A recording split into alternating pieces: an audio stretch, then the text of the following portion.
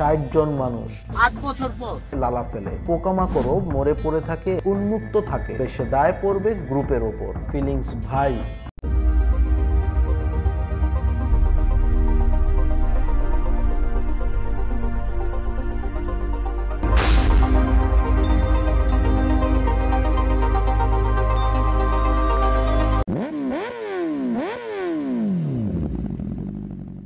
Hello everyone, সবাইকে সালাম ও শুভেচ্ছা জানিয়ে শুরু করছি আমাদের আজকের পর্ব।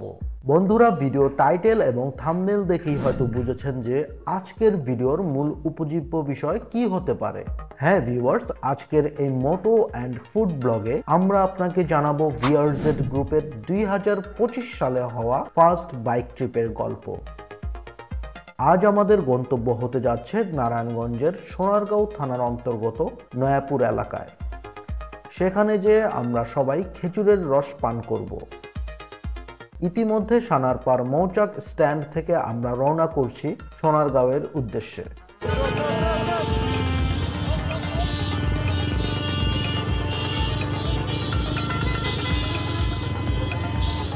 আজকের এই প্রোগ্রামটির আয়োজন করেছে টিম ভিআরজেড এর অ্যাডমিন, আমার খুবই কাছের ছোট ভাই আরফিন প্রান্তর ডি ওরফে রাজা। যাত্রাপথে আমরা মদনপুরে একটি ব্রেক নেই। আমি যদি ভুল না করে থাকি তাহলে হয়তো 8 বছর পর আমি সোহাগ ভাই আর রাব্বি আমরা কোথাও একসাথে পেয়ে যেত।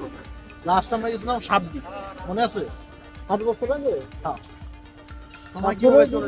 উল্লেখ্য, টিম ভিআরজেড এর আজকের এই প্রোগ্রামে টিম ট্রাভেল এডিক্টস গিরিধারা এলাকার পুরাতন 2 সদস্য আমার বন্ধু সোহাগ হিমু ও ছোট ভাই আতাই রাব্বিও অংশগ্রহণ করেছিল। টোটাল 27টি বাইকে আমরা প্রায় 60 জনের মতন ভিআরজেড মেম্বার আজকের এই বাইক ট্যুরে অংশগ্রহণ করেছি।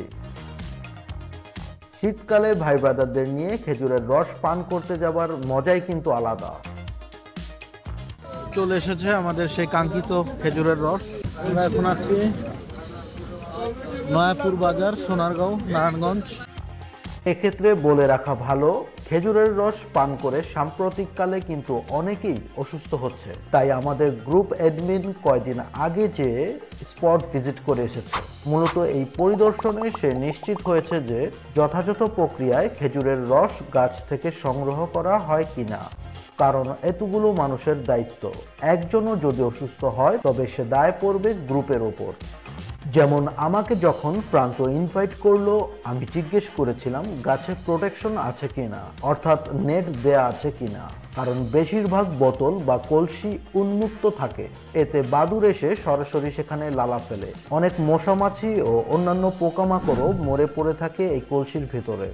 পরে অ্যাডমিন আমাকে বলল, ভাই আমি নিজে যেয়ে দেখেছি ওরা যথাযথভাবে নেট ও পাইপ ইউজ করে, বহিরাগত কোনো কিছু রসে কিছু করবার সুযোগ নেই।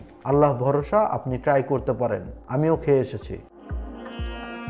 এক্ষেত্রে গ্লাস প্রতি আমাদের গুনতে হয়েছে 40 টাকা।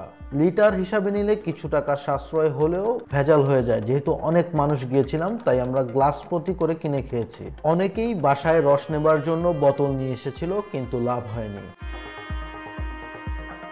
60 জন মানুষ, এক একজন 2 গ্লাস করে খেলেও অন্তত 120 গ্লাস হয়ে যায়।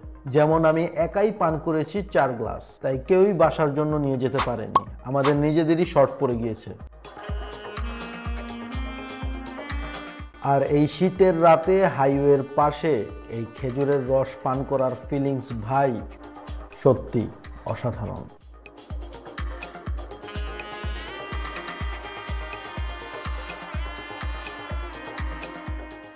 এরপর গরম গরম স্যুপ খেয়ে আমরা বাড়ির উদ্দেশ্যে রওনা করলাম। তো ভিউয়ার্স, এই ছিল মূলত আজকের ভিডিও। ব্লগটি ভালো লেগে থাকলে লাইক করবেন, কমেন্ট করে আপনার মূল্যবান মতামত জানাবেন, এবং আপনারা কেউ যদি আমাদের মতো খেজুরের রস পান করতে ইচ্ছুক হন এবং কোনো সহযোগিতা যদি প্রয়োজন হয় তাহলে টিম ভিআরজেড ফেসবুক গ্রুপে নক করবেন, অথবা আমাকেও নক করতে পারেন। আমরা চেষ্টা করব যথাযথ ইনফরমেশন দিয়ে সহযোগিতা করার জন্য। তো সবাই ভালো থাকবেন, সুস্থ থাকবেন, দেখা হবে নেক্সট এপিসোডে। আল্লাহ হাফেজ।